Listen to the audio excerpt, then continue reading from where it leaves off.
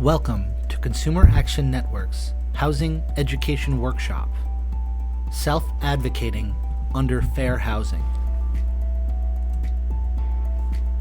This workshop is presented by Consumer Action Network in partnership with the U.S. Department of Housing and Urban Development.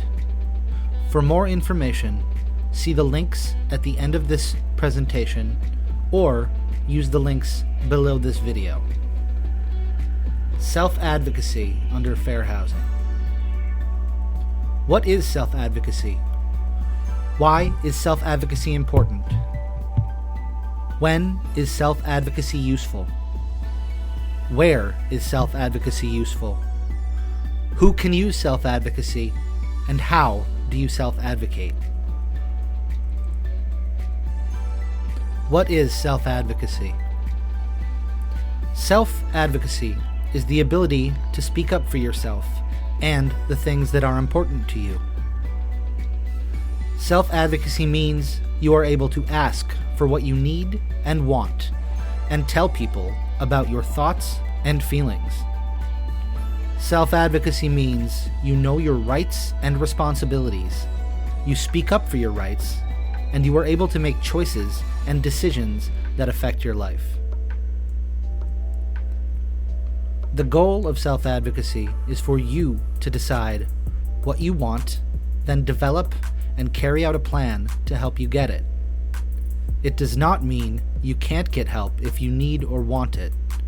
It just means that you are making your own choices, and you have to be responsible for the choices you make. Why is self-advocacy important? It is important to learn self-advocacy skills because it helps you decide what is possible for you to expect. When you have good self-advocacy skills, you can have more control and make the life decisions that are best for you. Self-advocacy helps empower you to speak up for yourself and make decisions about your life. When is self-advocacy useful?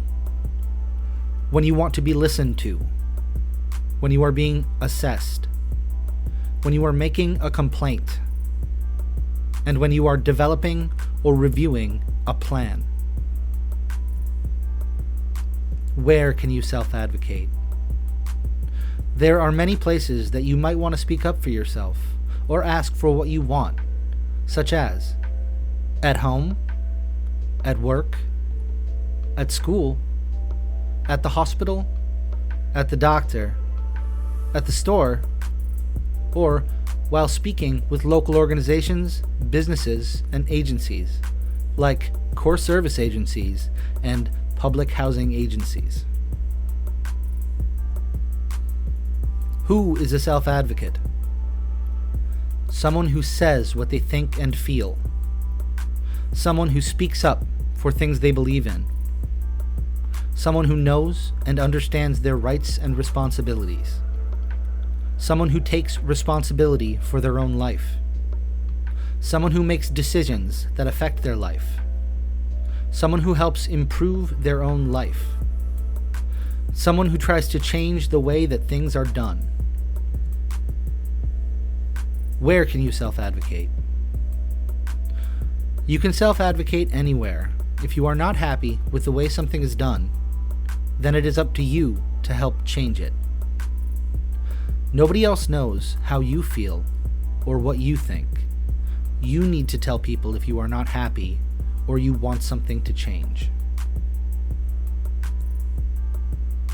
How do you self-advocate?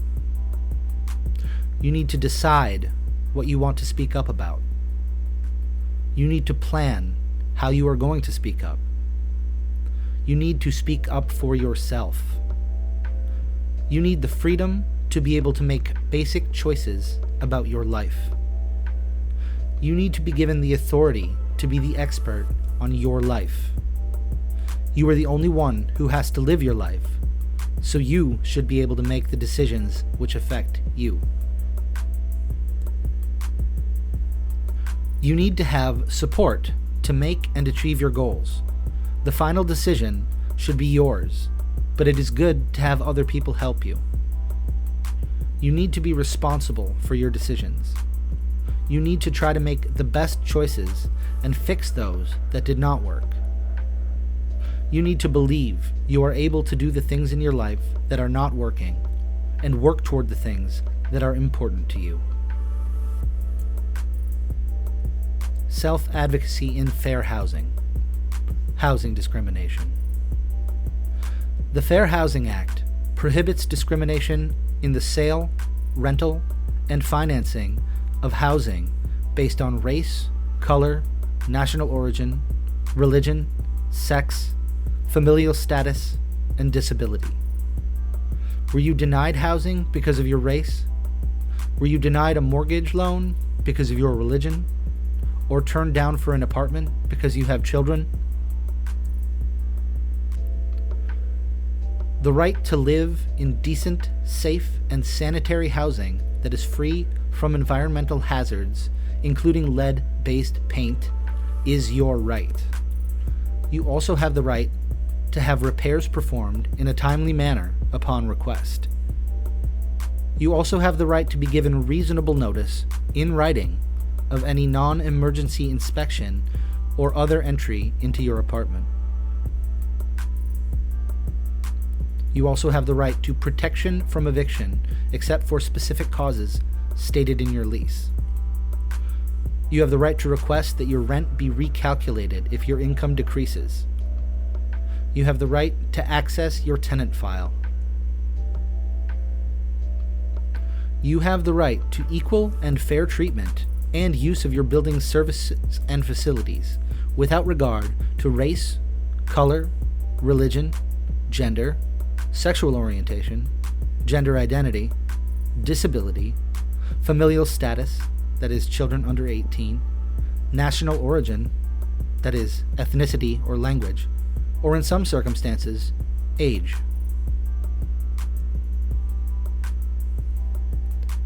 If you believe you are a victim of housing discrimination, you have a right to file a housing discrimination complaint with HUD. Call the U.S. Department of Housing and Urban Development at 800-669-9777 or visit hud.gov/FHEO, which stands for Fair Housing and Equal Opportunity, to file a complaint. Remember, self-advocacy means you know your rights and responsibilities. You speak up for your rights, and you are able to make choices and decisions that affect your life. When dealing with and speaking to landlords, public housing agencies, or government representatives, it is up to you to speak up for your needs and wants, and to know your rights and responsibilities. For more information about your rights and responsibilities, see Consumer Action Network's Housing Education Workshop on Rights and Responsibilities. For more information, contact Consumer Action Network or visit these links that are listed below this video. This concludes Consumer Action Network's Housing Education Workshop on Self-Advocacy under Fair Housing, presented in partnership with the U.S. Department of Housing and Urban Development. Thank you.